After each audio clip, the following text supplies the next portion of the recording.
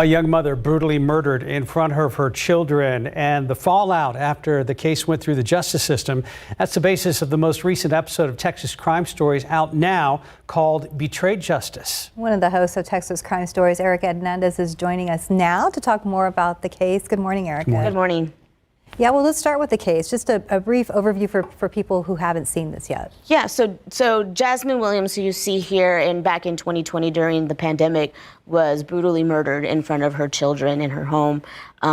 When police got there, they had noticed the house had been ransacked, and her piggy bank, which was a jar of coins, her tennis shoes, and her phone were gone.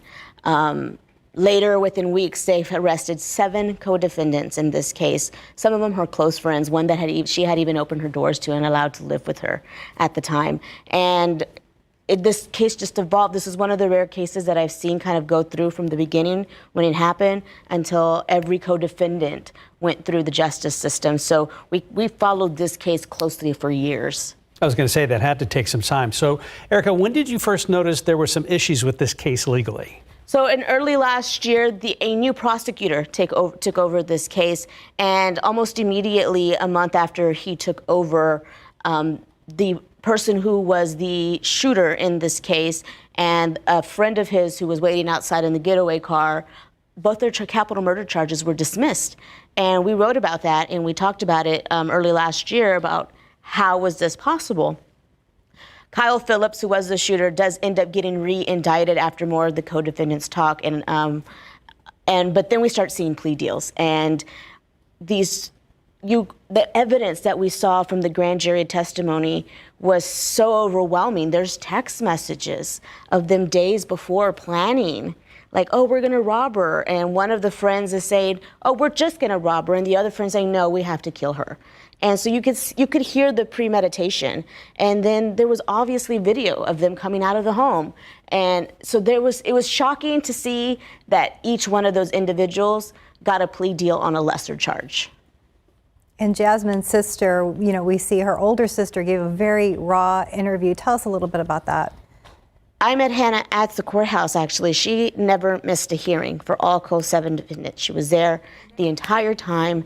And these girls had a very rough upbringing, and she just feels like her sister's life did not matter to the criminal justice center, and that her sister case was just brushed under the rug, and everybody got a slap on the wrist.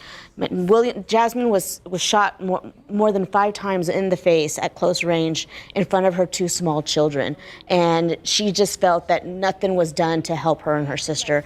And so she was just kind of telling their story of their hardships, and she doesn't hold back. She is very emotional throughout, and is now, alone raising her sister's kids. And it was probably one of the most emotional interviews that I've been a part of, and Hannah was very brave to tell her story. Tragic on so many levels. So many levels. So this is Texas Crime Stories podcast. You may be interested to know we actually converted a conference room in our newsroom into basically a podcast studio, right? Yeah, and we'd kind of putting video to it. So it's not just, it's me and Lee obviously talking about the story and some of the evidence that we found that wasn't revealed before. We got to see the grand jury documents and evidence that were presented in a grand jury. So we got to put that all together, and as well in video form. Where can we watch? You can watch on YouTube. KSAT has its YouTube page. We have also KSAT Plus and on KSAT.com. It is out now. And wherever you hear your podcast, you can listen to it